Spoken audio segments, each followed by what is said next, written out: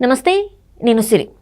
హైదరాబాద్లో ఇప్పటికే మెట్రో ఎంత అభివృద్ధి చెందిందో మనం చూసామైతే ఇప్పుడు ఫేజ్ 2 కూడా మొదలవుతుంది అని చెప్పేసి కూడా మరి వార్తలు వస్తున్నాయి. సో ఇప్పుడు ఒకవేళ ఫేజ్ 2 మొదలైతే ఎక్కడి నుంచి ఎక్కడి వరకు మొదలవుతుంది, మరి ఆ ప్లేసెస్లో ఇన్వెస్ట్ చేస్తే ఎలా ఉంటుంది అనేది మనకు వివరించడానికి మనతో పాటు ఉన్నారు realtor oxygen founder CEO doctor Nandi Rameshwar Rao గారు.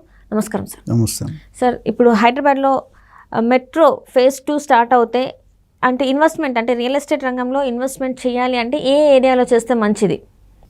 చాలా టఫ్ క్వశ్చన్, చాలా ఈజీ క్వశ్చన్. ఎందుకంటే గవర్నమెంట్ ఎన్నో సర్క్యులర్స్ ఇస్తారు, ఎన్నో మేనిఫెస్టోలో పెడతారు, ఎన్నో వాగ్దానాలు చేస్తారు. కొన్ని జరుగుతాయి, కొన్ని జరగవు. అయితే ఇప్పటి వరకు మనం చూసుకుంటే మియాపూర్ వరకు ఆల్రెడీ బాగా ఎస్టాబ్లిష్ అయిపోయింది సిటీ అనేది. మియాపూర్ నుండి పటాన్చెరు 14-15 కిలోమీటర్ పైన సుమారు ఉంటుంది. వీళ్ళ ఐడియా ఏంటంటే ఆ మియాపూర్ నుండి పటాన్చెరు వరకు పెంచాలనే ఆలోచన ఉన్నారు. ఓవరాల్గా మొన్న 2 రోజుల ముందు అయిన మీటింగ్తో ప్రకారం చూసుకుంటే దాదాపు కారిడార్ 4 నుండి కారిడార్ 9 వరకు 32,237 కోట్ల రూపాయలు బడ్జెట్ ఎస్టిమేట్ వేశారు. డిపిఆర్ రిపోర్ట్ తయారు చేయమని, డీటెయిల్డ్ ప్రాజెక్ట్ రిపోర్ట్ని తయారు చేయమన్నారు. సో దాంట్లో ఓవరాల్గా 116.2 కిలోమీటర్ విస్తీర్ణంలో హైదరాబాద్ చుట్టుపక్కల మొత్తం అన్నీ వస్తున్నాయి. అటు శంషాబాద్ ఎయిర్పోర్ట్కి, ఇటు మన శ్రీశైలం హైవేకి, సౌత్ ఆర్మర్ సిటీ, ఫ్యూచర్ సిటీకి, ఇటు సంగారెడ్డి, అలా మొత్తం ఎస్టాబ్లిష్ చేశారు.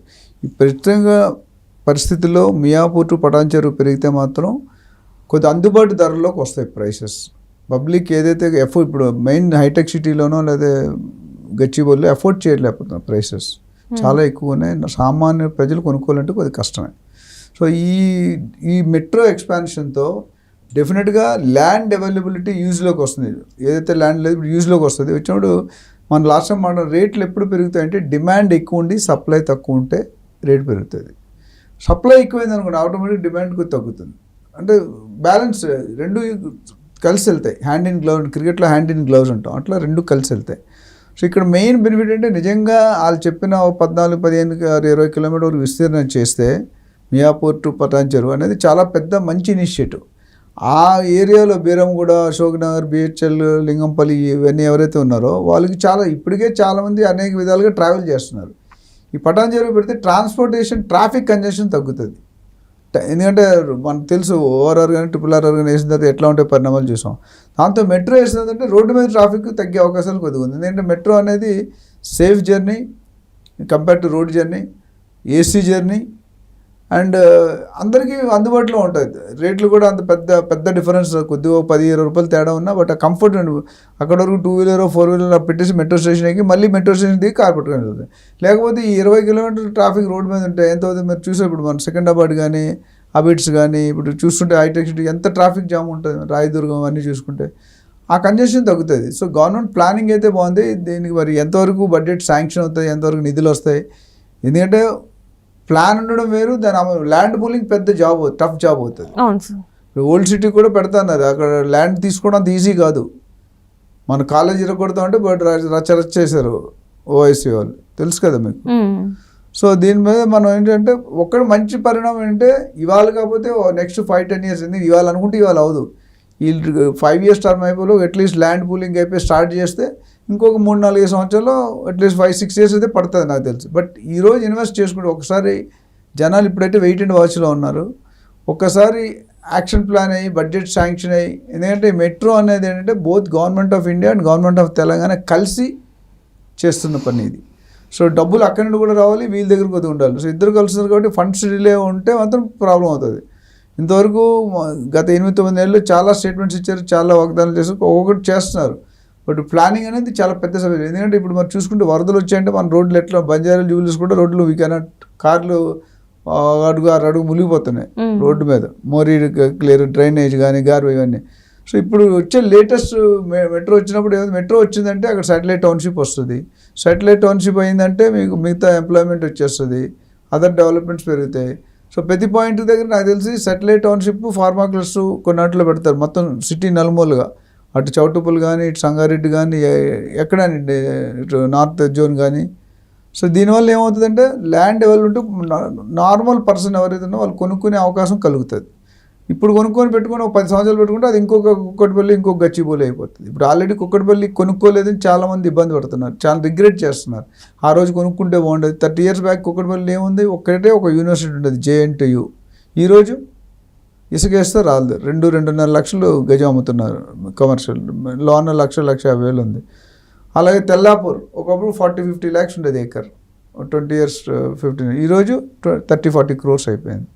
సో లక్షలు ఎక్కడ, కోట్లు ఎక్కడ, సో వెరీ టఫ్. సో ఇప్పుడు ప్రాపర్టీ అంటే ఒకటి ప్రాపర్టీ ఇన్వెస్ట్ చేసుకునే డబ్బులు ఉంటే, ఇన్వెస్ట్ చేసుకునేటప్పుడు నా సజెషన్ అంటే go through a professional agent, మీకు హెల్ప్ చేస్తారు. ఏజెంట్ ఇన్ఫర్మేషన్ తీసుకోండి, బిల్డర్ని కలవండి, మార్కెట్లో మీరు గవర్నమెంట్ ఆఫీస్లో చెక్ చేస్తారు. 3 చేయాలి. ఇంతకుముందు మనం HMDA, DTCP, RERA, GHMC check చేసాం. ఇప్పుడు అదనంగా FTL బఫర్ జోన్ కూడా చెక్ చేసుకోవాలి.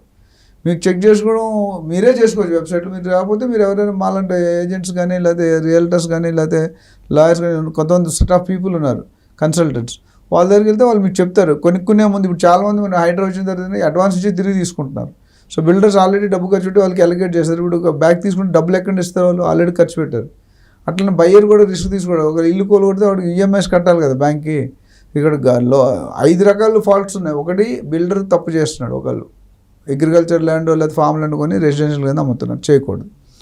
రెండోసారి ఈయన చేసాడు అనుకో, HMDA, DTCP అప్రూవల్ ఇవ్వకూడదు, ఈయన ఇస్తున్నాడు. మూడోది ఏమవుతుంది, RERA వాళ్ళు అప్రూవల్ ఇస్తున్నారు. నాలుగోది ఏమవుతుంది, బ్యాంక్ కూడా అప్రూవల్ ఇస్తున్నాడు. ఐదోది బయర్ చూసుకోవాలి. ఈ మిస్టేక్ అనేది ఎవడో ఒకటనే కాదు, 4-5 కలిసి మిస్టేక్ అవుతుంది. సో దీనికి ఏదైనా ఒక సరైన సిస్టమ్ అనేది డెవలప్ చేయాల్సిన అవసరం ఉంటుంది. ఎందుకంటే చెరువులు తగ్గే, వాళ్ళు గవర్నమెంట్ తీసుకున్న స్టెప్ కూడా మంచిదే.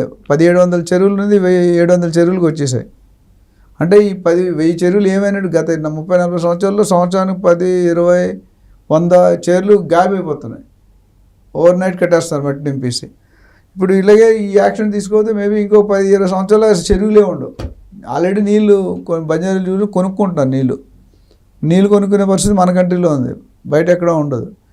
సో అది పరిస్థితి. సో ఓవరాల్గా మనం చెప్పేది ఏంటంటే ఈ మెట్రో ఎక్స్పాన్షన్ అనేది it's a positive intention, positive point. But నాకు క్వశ్చన్ ఏంటంటే ఈ ఎప్పుడు స్టార్ట్ అవుతుంది, ఎప్పుడు ఎండ్ అవుతుంది?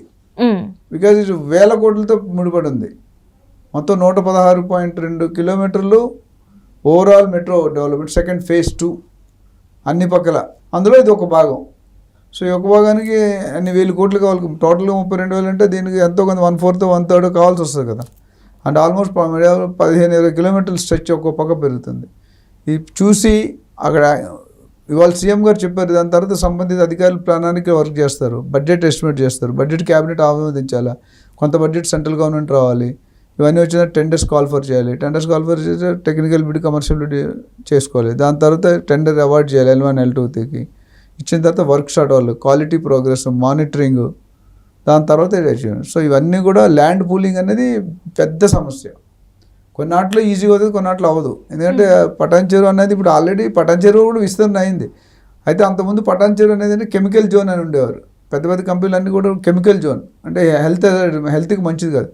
ఇప్పుడు ఏం చేశారంటే గవర్నమెంట్ కొన్ని విషయాలు ఎక్కడైతే ఈ హెల్త్ అజెట్స్, చర్లపల్లి కానీ లేదా పటాన్ చెరువు కానీ కొన్ని ఏరియాలో ఎక్కడైతే ఆ ఇండస్ట్రీస్ తీసేమని నోటిఫికేషన్, కొన్ని తీసేశారు, కొన్ని తీసేస్తున్నారు. మౌలాలీలో అదొక మంచి స్టెప్. అయితే మొత్తం తీసిన తర్వాత కెమికల్ జోన్, కెమికల్స్ ప్రొడ్యూస్ అవ్వు. ఫార్మసిటీ అదే కదా ప్రాబ్లం.